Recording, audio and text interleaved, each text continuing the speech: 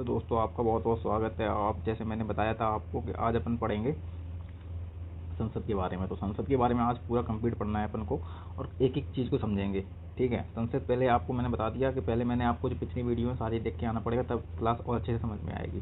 तो संसद किसमें 79 से लेकर 122 है। ठीक है, इसको याद रखना। तो सर्वोच्च न्यायालय कानून बनाने की संस्था होती है। सर्वोच्च कानून बनाने के इसमें संसद को प्राप्त है। किसको प्राप्त? कोई भी कानून बनाना है, मैंने जैसे आपको बताया था आर्टिकल 1, आर्टिकल 2, आर्टिकल 3, तो आप समझ गए हैं। ठीक है, सार्वजनिक कल्याण की बात करती है, सरकार की जवाबदेही है।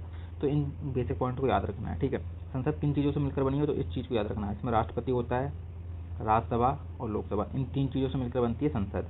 ठीक है, और कानून भी इन्हीं 3 चीज़ों से होकर गुजरता है। चाहे पहले इसमें कानून आ जाए, चाहे पहले इसमें आए, कोई मैटर नहीं करता। लेकिन इनके सिग्नेचर के बिना कानून का रूप नहीं ले पाता वो। तो इसमें राष्ट्रपति के साइन होना जरूरी है। जो मैंने पिछली क्लास में जो भी सब कुछ अच्छे से बताया हुआ है, पिछली भी देखा। ठीक है, आपका बेस्ट क्लास में बहुत बहुत स्वागत है, लेकिन इसको सपोर्ट भी कीजिए। फिर आ जाइए नेक्स्ट। अब द्विसदनीयवाद क्या होता है? तो द्विसदनीयवाद क्या होता है कि 2 सदनों वाली विधायिका होती है। ठीक है, सिंपल समझ गए। जैसे भारतीय सदन है, भारतीय सदन राज्यसभा है, इसमें लोकसभा है, इस प्रकार। अब जाइए नेक्स्ट, राष्ट्रपति क्या है? तो राष्ट्रपति में क्या होता है कि राष्ट्रपति लोकसभा और राज्यसभा के सदस्य नहीं होते हैं। समझ गए? राष्ट्रपति लोकसभा और राज्यसभा के सदस्य नहीं होते हैं, इस चीज़ को याद रखना है विधेयक की सहमति पर। और संसद स्थगित अध्यादेश पारित तो दोनों सदनों में राष्ट्रपति को कौन कौन सी शक्ति हैं? वो संसद को स्थगित कर सकते हैं, अध्यादेश पारित कर सकते हैं, दोनों सदनों को संबोधित कर सकते हैं। इनकी पावर के बारे में बताया गया है। ठीक है, और ये अभिन्न अंग क्यों है? राष्ट्रपति एक अभिन्न अंग है उसका। ठीक है, तो क्यों है उसकी वजह से सामने लिखा हुआ है, उसका डेफिनेशन डाल सकते हो। नेक्स्ट है अपना राज्यसभा। जैसे राज्यसभा में क्या है, आर्टिकल मैंने बताया था 80 में है ये राज्यसभा, और अधिकतम सदस्य इसमें 250। ठीक है, इसको याद रखना। और उसके बाद राज्यसभा और केंद्र शासित प्रदेशों की टोटल संख्या भी वर्तमान के में 238 है, और 12 सदस्य इसमें नामित होते हैं। नामित कौन कौन से सदस्य होता है? और राष्ट्रपति करता है, ये तो चीज़ आपको पता ही होगा। लेकिन नामित कौन कौन से सदस्य होंगे? जो साहित्य में होंगे, कला में होंगे, कोई अच्छी पावर हो, कोई प्लेयर हो, या जैसे सचिन तेंदुलकर भी थे एक समय पे, कोई अभिनेत्री हो, वो भी होता है। तो मतलब कुछ क्वालिटी होनी चाहिए। साहित्य, कला क्षेत्र, सांस्कृतिक क्षेत्रों में उनका योगदान होना चाहिए, तो उन लोगों को नियुक्त किया जाता है। नेक्स्ट में क्या है कि वर्तमान में कितने सदस्य हैं? वर्तमान में टोटल संख्या कितनी है? 245। ठीक है, वर्तमान में सदस्य हैं, उनमें से पहले कितनी होनी, टोटल कितने सदस्य होते हैं? 250 होते हैं, लेकिन अभी वर्तमान में 245 हैं। और राज्य द्वारा कितने हैं? 225 सदस्य हैं। और केंद्र द्वारा 8 सदस्य हैं। कितनी अपनी केंद्र? भारत में तो 8 ही हैं, तो उसमें 8 सदस्य आ जाएंगे। नामित होते हैं जो 12 सदस्य होते हैं, उसमें जैसे मैंने बताया था कला, विज्ञान, साहित्य और सामाजिक कार्य से संबंधित हो, तो इस तरीके के जो टारगेट होते हैं उन लोगों को यहाँ पर 12 सदस्य मनोनीत करता है। कौन करता है? राष्ट्रपति। तो इसके बाद आ जाइए नेक्स्ट। इसमें योग्यता क्या होती है? योग्यता होती है 30 साल होनी चाहिए, और लोकसभा में कितनी होनी चाहिए? 25 साल कम से कम। और इसमें कितनी होती है? 30 साल राज्यसभा में। और ये भारत का नागरिक होना चाहिए, और निर्वाचक नामावली में नाम होना चाहिए, पागल नहीं होना चाहिए। ठीक है, ये लिख लेना आप। और योग्यता होनी चाहिए, पागल नहीं होना चाहिए, और कोई लाभ के पद पर ना हो। इन चीज़ों को याद रखना है। ठीक है, नेक्स्ट। और अयोग्यता क्या होता है? अयोग्यता में क्या हो? केंद्र और राज्य सरकार में किसी भी की लाभ के पद पर ना हो, नहीं उसे हटा दिया जाएगा। तुम IAS की जॉब भी कर रहे हो या चुनाव भी लड़ रहे हो, ऐसा नहीं हो सकता है। IAS बन जाओ या तुम चुनाव लड़ लो, 2 में से एक करना पड़ेगा। फिर नेक्स्ट है, इसके बाद है कि मानसिक रूप से अच्छा होना चाहिए, कि पागल मागल नहीं होना चाहिए, दिवालिया ना होना चाहिए। ठीक है, दिवालिया मतलब होता है बैंक से दिवालिया कर दिया जाता है, उन पर लोन मोन के कर्जे के नहीं होने चाहिए। ठीक है, ऐसे क्यों दिवालिया पर निकल गया है, ऐसे बोलते हैं कई लोग। भारत का नागरिक नहीं हो, मतलब अनागरिक नहीं हो। ठीक है, अनागरिक लिखा हुआ है, अनागरिक नहीं हो। ठीक है, इसको भी याद रखना है। फिर उसके बाद क्या है कि संसद के अन्य कानूनों के अनुसार अयोग्य ना हो। इस चीज़ को बड़ा याद रखना पड़ेगा, क्योंकि संसद में क्या होता है कि आप देख लेना, कोई संसद का बहिष्कार करने पर या उसकी संसद की बैठक में ना जाने पर वो राष्ट्रपति उसको बाहर निकाल लेता है, या कहीं प्रदेश में कानून चलने पर तो उसको निलंबित कर दिया जाता है। जैसे अभी रिसेंट है, राहुल गांधी का केस है, तो उनको 2 साल के लिए हटा दिया गया था। इस चीज़ को याद रखना। ठीक है, राहुल गांधी का। ठीक है, आ जाइए नेक्स्ट में क्या है कि सदस्यों का निर्वाचन। हाँ, इसमें आगे निर्वाचन कैसे करना है, तो इसको याद रखना। तो निर्वाचन करने के लिए सबसे बेस्ट बता रहा हूँ, 1 मिनट। निर्वाचन करने के लिए प्रत्यक्ष अप्रत्यक्ष रूप से निर्वाचन होता है, आपको सभी को पता है। ठीक है। और चुनावी व्यवस्था होती है इसमें, और निर्वाचन मंडल होता है और अनुपातिक प्रतिनिधित्व होता है, ये याद रखना। और इसमें आपको लास्ट में बता दिया जाएगा कि निकलते कैसे हैं। तो निकलते हैं हर 2 साल के बाद 1/3 निकल जाते हैं, और फिर उसके बाद वो अपनी भरपाई होती रहती है, निकलते रहते हैं, भरपाई होती रहती है। ये सिस्टम होता है राज्यसभा का, ठीक है। और सदस्यों का कार्यकाल कितना होता है? तो 6 वर्ष तक होता है, ठीक है, इसे याद रखना। जिनका 6 वर्ष हो जाएगा उनको हटा दिया जाता है, फिर नए सदस्य आते हैं। और रिपीटेशन भी हो सकता है, ऐसा कुछ नहीं है कि रिपीटेशन नहीं कर सकते, रिपीटेशन भी हो सकता है। नेक्स्ट, राज्यसभा की भूमिका क्या होती है? तो ये समझ लीजिए कि राज्यों का प्रतिनिधित्व करते हैं और पुनः परीक्षण करते हैं, जल्दबाजी में बनाए गए कानूनों पर रोक लगाते हैं, और तथा शक्ति संतुलन का काम करती है। बहुत ऐसी चीज़ें हैं जो लोकसभा का काम करती है। यदि कोई भी ऐसे बहुत सारे कानून हैं कि जो पारित दोनों में होने चाहिए, लोकसभा राज्यसभा, तभी फिर राष्ट्रपति के पास जाएगा, तो कानूनों को संशोधन में उसमें सलाह का काम करती है। बहुत चीज़ें होती हैं। और तो राज्यसभा का मतलब है राज्यों का प्रतिनिधित्व भी करती है। लोकसभा का मतलब होता है जन लोगों का, मतलब नागरिकों का प्रतिनिधित्व होता है लोकसभा में। तो इस चीज़ को याद रखो। लोकसभा के कौन से आर्टिकल में? तो 81 में। राज्यसभा 80 में, उच्च सदन बोलते हैं उसे। तो पहले कौन आएगा? राज्यसभा। तो 80 हो गया, फिर 80 के बाद 81 आता है, तो उसके बाद कौन आएगा? लोकसभा। इसको याद रखने के। इसमें वर्तमान सदस्य 550 हैं वर्तमान में, ठीक है। और वर्तमान में कितने हैं लेकिन उपलब्ध हैं सदस्य हैं? तो वो 543 हैं। तो 554 अपने राज्य द्वारा चुनाव हुआ द्वारा, इसमें प्रत्यक्ष चुनाव होता है, राज्यसभा में अप्रत्यक्ष होता है। और इसमें केंद्र शासित द्वारा 19 लोग होते हैं, और उसमें कितने थे? 225 थे, इसको याद रखना, ठीक है। और उसमें 8 केंद्र से थे राज्यसभा में, और इसमें कितने? 19 हैं, इस चीज़ को याद रखना। फिर आ जाइए योग्यता और अयोग्यता किस चीज़ पे। तो ये राज्यसभा की तरह है पूरी डिटेल, और इसमें क्या है? सिर्फ 25 वर्ष वो होने चाहिए एज। उसमें कितनी थी? 30, इसको याद रखना। फिर सदस्यों का निर्वाचन क्या होता है? चुनाव का तरीका होता है। इसमें चुनाव कमेटी बैठती है, और चुनाव आयोग होता है, उसको चुनाव कराता है। उसमें मताधिकार 18 वर्ष के लोग जो उसमें चुनाव वोटिंग करते हैं, ठीक है, सिंपल। फायदा ही नेक्स्ट, इसमें क्या मैंने बताया था, जैसे प्रत्यक्ष चुनाव होता है। परिसीमन आयोग, हाँ, इस चीज़ को याद रखना। परिसीमन आयोग मैं पूरा बताऊंगा। अभी परिसीमन अधिनियम के द्वारा 1952 में हुआ था, पहले 1962 और 1972, और उसके बाद उसमें 1976 में जनगणना हुई थी, और फिर उसके बाद 1971, ठीक है, 1971 में जनगणना हुई थी, फिर उसके बाद 1976, फिर 2000, और फिर 2026। अभी जो वर्तमान में जनगणना हो रही है, ठीक है, इस चीज़ को याद रखना है। तो अभी पहले एक क्वेश्चन भी आया था कि परिसीमन कितनी बार हो चुका था? 4 बार हो चुका था। 4 बार का उन्हीं के आधार पर परिसीमन मतलब समझिए, इस चुनाव के क्षेत्र को निश्चित करते हैं कि ये चुनाव का क्षेत्र कौन सा होना चाहिए, ठीक है, ये चुनाव का क्षेत्र को निश्चित करते हैं। तो उस चीज़ को याद रखना चाहिए। और एक बात बताऊँ, परिसीमन का यही इंपॉर्टेंस है। और सीटों का आरक्षण करते हैं, कार्यकाल तथा कार्यकाल भी होता है इनका। लोकसभा राज्यसभा में 2 सदन की अध्यक्षता और अध्यक्ष द्वारा होती है, ठीक है, वो तो ठीक है। हाँ, नेक्स्ट आ जाइए। ये 543 सदस्य हैं के द्वारा चुनाव, अध्यक्ष का चुनाव होता है, वो चुनाव करते हैं, ऐसा कुछ नहीं है। ऐसा समझ में थोड़ा बाद में बताएंगे इसके बारे में। फिर नेक्स्ट में क्या है कि राज्यसभा और अध्यक्षता, उपराष्ट्रपति। देखो, राज्यसभा का अध्यक्षता और उपराष्ट्रपति, लोकसभा अध्यक्ष और निष्कासन और प्रभावी बहुमत लोकमत से। तो क्या भी कहने का मतलब होता है, सिंपल मैं बताऊँ आपको डिटेल अच्छे सिंपल भाषा में, कि देखो जो होता है ना, लोकसभा में चुनाव क्या होता है, सबके पीएम कैसे बनते हैं, सबके प्रभावी बहुमत होता है, उसमें सभी लोगों का मत होता है, उसको बना देते हैं। लेकिन एक बात याद रखना, प्रभावी बहुमत मतलब जिस पार्टी का बहुमत ज़्यादा होगा उसका पीएम होगा, जिस पार्टी का बहुमत नहीं होगा वो हटा दिया जाएगा। ये होता है प्रभावी बहुमत का, ठीक है। इफेक्टिव बहुमत, एक क्वेश्चन भी आएगा इसके ऊपर, आया था, इफेक्टिव बहुमत किसे कहते हैं। इसमें इसके द्वारा निकाला भी जा सकता है, ठीक है, प्रभावी बहुमत नहीं सिद्ध करने पर।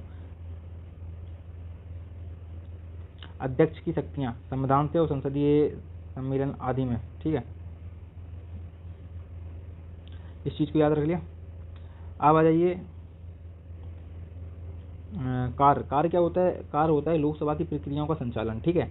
नेक्स्ट है अपना, देखो, निर्णायक बोर्ड होना चाहिए, संयुक्त बैठक की अध्यक्षता करता है। मणि लिख दिया, मणिवेल। गुप्त बैठक होती है, इसमें विशेष अधिकार होते हैं। सदस्यों की अयोग्यता, ठीक है। और उसके बाद क्या होता है कि इस्तीफा को स्वीकार करता है सदस्यों की, और तथा पदेन अध्यक्ष। ये किसके बारे में आपको बता रहा हूँ, पहले आपको मैं एक चीज़ बता दूँ, लोकसभा के बारे में चल रहा है, ठीक है। अब आ जाइए लोकसभा के उपाध्यक्ष के बारे में। ये अध्यक्ष के बारे में हो गया इतना चीज़, मैं आप समझ में आया, थोड़ा वो लिख नहीं पाया था मैं, अध्यक्ष के बारे में, ठीक है। ये पूरा प्रभावी बहुमत द्वारा लोकसभा, यदि प्रभावी बहुमत में क्या होता है, अध्यक्ष यदि बहुमत करता है, यदि दोनों का समान आ गया तो उसमें फिर लास्ट में उनका अध्यक्ष का ही निर्णय होता है, ठीक है, इस चीज़ को याद रखना। लोकसभा अध्यक्ष के उपाध्यक्ष के बारे में क्या है? तो लोकसभा उपाध्यक्ष के बारे में क्या है कि इसमें अध्यक्ष क्या बोलते हैं, हाँ, इसमें अध्यक्ष के ना रहने पर उपाध्यक्ष के रूप में कार्य करता है, ठीक है, उपाध्यक्ष अध्यक्ष के रूप में कार्य करता है। इस्तीफा कैसे देगा, ये लोकसभा के अध्यक्ष को देगा, ठीक है, सिंपल है। और प्रोटेम स्पीकर सिंपल है, क्यों आता है, प्रोटेम स्पीकर तब तक आता है तब तक उसका शपथ दिलाने का काम होता है इसका। तो लोकसभा का सबसे वरिष्ठ नागरिक होता है, इसको याद रखना, लोकसभा का सबसे वरिष्ठ नागरिक होता है, लोकसभा की पहली बैठक की अध्यक्षता करता है और नए निर्वाचित सांसदों को शपथ का काम करता है, इसको याद रखना, शपथ दिलाने का काम होता है मेन इसका, ठीक है। और प्रथम पहली बैठक के बाद इसका कोई रोल नहीं रहता है। नेक्स्ट आ जाइए। नेक्स्ट है कि राज्यसभा के सभापति उपराष्ट्रपति होते हैं, ठीक है, उनको जो वेतन मिलती है ना उपराष्ट्रपति को, वो राज्यसभा की सभापति के रूप में नियुक्त काम करने की वजह से मिलती है, इसको याद रखना, ठीक है। फिर नेक्स्ट है कि संयुक्त अधिवेशन की अध्यक्षता नहीं, तो संयुक्त अधिवेशन की अध्यक्षता नहीं कर सकते, वो राष्ट्रपति का काम है, ठीक है, इसे याद रखना। निष्कासन में क्या है कि राज्यसभा प्रभावी बहुमत से संकल्प पास करती है, ऐसे, हाँ मैं बता रहा हूँ, प्रभावी बहुमत क्या होता है, राज्यसभा लोकसभा और प्लस अध्यक्ष का होता है, ठीक है, इसको याद रखना। इसमें क्या होता है कि निष्कासन में राज्यसभा द्वारा प्रभावी बहुमत से संकल्प पास करती है और लोकसभा सामान्य बहुमत से, इसका प्रभावी बहुमत होता है राज्यसभा में और लोकसभा में सामान्य बहुमत होता है, इसको याद रखना। और उपसभापति क्या होता है, उपसभापति में क्या होता है कि राज्यसभा के सदस्यों द्वारा निर्वाचित सदस्य होते हैं उपसभापति को, वो आपस में बैठ के चुन लिए जाते हैं और कुछ नहीं होता इसमें। नेक्स्ट उपाध्यक्षों का पैनल होता है, उसमें 10 सदस्य होते हैं। आ जाइए संसद, अब ये मेन टॉपिक है, अब इसको तुम छोड़ नहीं सकते कोई भी हालत में, आप इसी टाइम पे कहीं चले गए तो फिर कह नहीं सकते, इस चीज़ को याद रखना है क्योंकि ये मेन टॉपिक है, ठीक है, इसको इम्पोर्टेंट है ये। आ जाइए संसद में क्या होता है, सदन का नेता, सदन के नेता होते हैं। इसमें क्या है, संसद मतलब होता है कि दोनों लोकसभा और राज्यसभा दोनों होते हैं, ठीक है, इसको याद रखना। फिर आ जाइए, इसमें क्या होता है कि संघ स्तर पर और सत्तारूढ़ दल से संबंधित है, तो क्या है मतलब, कहने का मतलब प्रधानमंत्री है सदन का नेता, वो प्रमुख मैन होता है। जो मैंने अपने यहाँ जो अपना यहाँ कौन सी संसदीय प्रणाली है, संसदीय प्रणाली में क्या होता है, पीएम का बोलबाला जाना है और अध्यक्ष प्रणाली में राष्ट्रपति का बोलबाला जाना होता है। और इसमें प्रधानमंत्री दूसरे सदन का नेता को मनोनीत करता है, तो ऐसे देख क्या होता है, कहने का मतलब है सिंपल कि प्रधानमंत्री राष्ट्रपति को सलाह देता है कि कौन किन को मंत्री को कहाँ पर नियुक्त करना है, हर चीज़ उसके बारे में, ठीक। विपक्ष का नेता मतलब होता है, विपक्ष का नेता इंपॉर्टेंट है, संसद के दोनों सदनों में एक एक विपक्ष का नेता होता है, इसे याद रखना, लोकसभा में भी होगा विपक्ष का नेता, राज्यसभा में भी होगा, ठीक है। उसके बाद है फिर नेक्स्ट है कि सबसे बड़ी पार्टी के सदस्य के कुल सदस्यों का 10वें हिस्से के करीब होना चाहिए। कहने का मतलब है सिंपल तरीके से समझो कि विपक्ष का नेता ऐसा चुना जाता है कि जिसका सबसे ज़्यादा सीटें होंगी पहले नंबर पे, मतलब जीता नहीं होगा लेकिन सबसे कम भी नहीं हुई, सबसे मतलब जीतने वाले पार्टी के बाद जितनी सबसे ज़्यादा सीटें दूसरे नंबर जो भी होगा उसी का वही विपक्ष का नेता होता है, सिंपल इतना याद रख लो, कोई नहीं 10वें विपक्ष को यदि आ जाए तो डाल देना, नहीं वैसे कुछ जरूरत नहीं है, वैसे आगे कमें। पर ये वेतन, और इसको वेतन ही मिलता है, वेतन भत्ते और सुविधाएं कैबिनेट मंत्री की तरह मिलती है, क्योंकि विपक्ष का नेता कैबिनेट मंत्री में कैबिनेट मंत्री जब मैं बताऊंगा ना उसमें विपक्ष का नेता का रोल बहुत ज़्यादा है, इसमें जितने भी विपक्ष का नेता उसमें हिस्सा लेता है तो उसको कैबिनेट मंत्री के रूप में वेतन मिलता है। हिप्स मतलब क्या होता है, अब ऐसे समझिए, संसद में हिप्स होता है, हिप्स का मतलब होता है कि जो राजनीतिक दल द्वारा सहायक नेता के रूप में काम करता है, नियुक्ति होती है इसकी, ठीक है, इसको याद रखना, किसके रूप में, सहायक नेता के रूप में। आपको यदि कोई नया नेता है तो उसको हेल्प करने के लिए है, और हिप्स का उल्लेख संविधान में नहीं है, इस चीज़ को याद रखना। और संसद में सदस्यों के व्यवहार पर नजर रखता है हिप्स, ठीक है। अब हिप्स भी तीन प्रकार के होते हैं, तो कौन कौन से हैं, 1 लाइन हिप्स, 2 लाइन हिप्स, 3 लाइन हिप्स। अब 1 लाइन इसको याद रखना, ठीक है, फिर नेक्स्ट, अब इतना जरूरी नहीं है इसके बारे में। अब आ जाइए संसद के सत्र, संसद में सत्र क्या होता है, जो सत्र होते हैं 3 सत्र होते हैं संसद के, तो ये जरूर याद करना। 3 सत्र में कौन सा होगा, फरवरी, जो बजट सत्र बोलते हैं उसे, वो फरवरी ले से मई में आता है, ठीक है। और मानसून सत्र आता है जुलाई सितंबर, तो मानसून कब आता है अपने यहाँ, बारिश कब होती है, जुलाई सितंबर में, तो जुलाई सितंबर में होती है तो बारिश, उसके बाद मानसून सत्र होगा। जो सर्दी कब लगती है, नवंबर दिसंबर से स्टार्टिंग हो जाती है, नवंबर से हल्की हल्की सर्दी, तो नवंबर दिसंबर से शीतकालीन आ गया, ठीक, सिंपल। आ जाइए नेक्स्ट में क्या है, प्रत्येक सदन का राष्ट्रपति समय समय पर समन करते रहेंगे, मतलब राष्ट्रपति चेक करते रहेंगे कि बैठकें हो रही कि नहीं हो रही, उनका समन बैठक बुलाना हर चीज़ राष्ट्रपति के हाथ में रहता है, इसलिए, ठीक है। और दोनों सत्रों के बीच अंतराल में 6 माह से ज़्यादा गैप नहीं होना चाहिए, एक बैठक को कम से कम 6 महीने से अंतर्गत बैठ होनी ही चाहिए। 6 महीने से ज़्यादा टाइम होगा तो राष्ट्रपति भड़केंगे, वोट करने वाले, पापा है नहीं, वो तो पापा बोलेंगे बच्चे 6 महीने से पहले तुमने कुछ नहीं किया, तो पापा चेक करते रहते हैं ना, उसी का काम करते हैं। कम से कम 2 बार वर्ष में संसद की मिलना चाहिए, कहने का मतलब है संसद का मिलना कम से कम कंपल्सरी, तो 6 महीने से सिंपल है, 6 महीने मतलब 1 बार, ठीक है। तो 12 महीने में 2 बार, कॉन्सेप्ट है तो नॉर्मल चीज़ है, आपको समझना ही पड़ेगा, बच्चा जानता है कि मोदी कौन है। प्रत्येक बैठक में 2 सत्र होते हैं, ठीक है, एक होता है स्टार्टिंग 11 बजे से 1 बजे तक, फिर दूसरा सत्र होता है 2 बजे से 6 बजे तक, उसके बीच में जो आपको समय मिलता है इंटरवल, उसको अभी स्थगन बोलते हैं, फिर वो बोलते हैं, तो अब वही चीज़ पढ़ना चालू करें, इंपॉर्टेंट है चीज़ याद रखना। स्थगन मतलब क्या होता है, अभी समझिए। स्थगन मतलब होता है बैठक के कार्य को कुछ निश्चित समय के लिए निलंबित किया जाता है। स्थगन मतलब रोक दिया, निलंबित कर दिया कि नहीं अब अभी नहीं कर रहे इस पे काम, तो समझ गए ना। स्थगन मतलब होता है कि बैठक के कार्य को कुछ निश्चित समय के लिए निलंबित कर दिया जाता है। निलंबित समझ गए ना, सिंपल भाषा में लिखा हुआ है। फिर आ जाइए अनिश्चितकाल। अनिश्चितकाल, अनिश्चितकाल में सदन को बिना बताए स्थगित कर दिया जाता है। अनिश्चितकाल के लिए स्थगन मतलब क्या कहते हैं कि अब कोई पता ही नहीं है किसी भी संसद को, किसी को कुछ नहीं पता है कि कितने समय के लिए, उसे बोलते हैं अनिश्चितकाल। सिंपल दो लैंग्वेज से समझ गए होंगे आप। यह शक्ति अध्यक्ष और सभापति के पास होती है, इसको याद रखना, ठीक है। और नेक्स्ट सत्रावसान। सत्रावसान मतलब समझिए, यह ना केवल बैठक बल्कि ये सदन के सत्र को समाप्त करता है। सत्रावसान मतलब निपट गया भाई, कोई दिक्कत नहीं। इसकी शक्ति किसके पास होती है? राष्ट्रपति के पास होती है। राष्ट्रपति को मैंने स्टार्टिंग में बताया था, अब फिर से बता रहा हूँ, इसके पास 3-4 पावर हैं, बुलाने की, हटाने की, रोकने की और चेक करने की। सिंपल, देसी भाषा में समझते रहना, देसी नहीं, नॉर्मल लैंग्वेज बोलो। विघटन सिंपल है, भाषा जो समझ में आ रहा है, विघटन।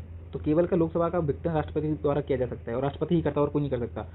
अविश्वास प्रस्ताव आया, जैसे मैंने आपको पहले क्लास में बताया, तो उसके बाद वो बहुमत सिद्ध करेगा, बहुमत सिद्ध नहीं कर पाए तो उसको राष्ट्रपति द्वारा उसे हटा दिया जाएगा, केवल राष्ट्रपति द्वारा। प्रभाव, फिर लोकसभा के सारे कार्य जैसे विधेयक, प्रस्ताव, याचिका आदि समाप्त हो जाता है इसमें, ठीक है। विघटन में सब जो भी चल रहा होगा उसमें विघटन हो गया तो सब चीज़ें समाप्त हो जाएगी, चाहे विधेयक चल रहा होगा, चाहे प्रस्ताव चल रहा होगा, सब समाप्त हो जाएगा, सारे कार्य समाप्त। सिंपल समझ गए ना, जैसे विधेयक, प्रस्ताव, याचिका आदि, ठीक है। नेक्स्ट आ जाइए। नेक्स्ट में क्या है कि संसदीय कार्रवाई के साधन। संसदीय कार्रवाई के साधन मतलब क्या है कि समझिए, तो इसमें अब संसद में जैसे कार्रवाई चलती है, संसद स्टार्ट हो गई, ये मान अज्यूम करके चलना है आपको। अब संसद स्टार्ट हो गई, उसमें क्या क्या होगा वो चीज़ इसमें बताई जाएगी अब, ठीक है। अब चलो संसद में घुस गए अपन, तो उसमें प्रश्नकाल आ जाएगा, ठीक है। अब प्रश्नकाल में क्या होता है कि संसद का पहला घंटा होता है, जो आप आए स्कूल संसद में, उसमें पहला जो घंटा है ना, तो संसद में प्रश्न पूछने का समय होता है। उसमें प्रश्न पूछते हैं और मंत्री उत्तर देते हैं, सिंपल, पहले घंटे में।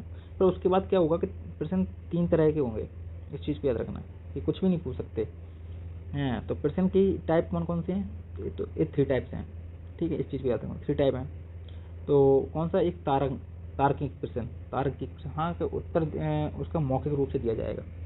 एक अतार्किक प्रश्न, जैसे लिखित या लिखित रिपोर्ट आवश्यक है उसकी, किसकी है? अतार्किक प्रश्न की। अल्प सूचना वाले प्रश्न, इसको क्या होता है, कम से कम 10 दिन का नोटिस देकर पूछा जाता है और उत्तर इसका क्या होता है? मौखिक। सिंपल है, इन दोनों का मौखिक होता है, इसका लिखित में होता है, इसको याद कर लो। अतार्किक मतलब प्रश्न का होता है लिखित में देना है आपको, और बाकी आप मुंह से काम चला सकते हो, समझ गए? हाँ। फिर आ जाइए शून्यकाल। आप शून्यकाल से समझ रहे हो, सिंपल भाषा है, कोई डिफिकल्ट नहीं है। तो शून्यकाल में क्या होता है कि भारत की देन है और ये 1962 से शुरू हुआ था, ठीक है। ये अनौपचारिक साधन है, प्रश्नकाल के तुरंत बाद आता है। जैसे अपन ने क्वेश्चन पूछ लिया, अब उसके बाद भाई क्या करेंगे, उसको शून्यकाल चालू करेंगे उसके बाद। तो उसमें क्या है, प्रश्न पूछने के बाद तुरंत बाद आया है। तो सदस्य, इसमें क्या लिखा है अपन ने कि सदस्य बिना पूर्व सूचना के मामले को उठा सकते हैं। इसमें क्या होता है, सदस्य क्या करते हैं कि बिना सूचना के, सदस्य होते बिना पूर्व सूचना, सूचना पहले देनी पड़ती है क्वेश्चन के लिए, तो उसमें सूचना मूचना कुछ नहीं देंगे, सीधे मामला उठा देंगे, उसे वो बोलते हैं शून्यकाल। इतना समझ गए। अब आ जाइए प्रस्ताव। प्रस्ताव सिंपल है, आप शब्द से समझ रहे हैं, पीठासीन अधिकारी की स्वीकृति की बहस नहीं होगी, ठीक है।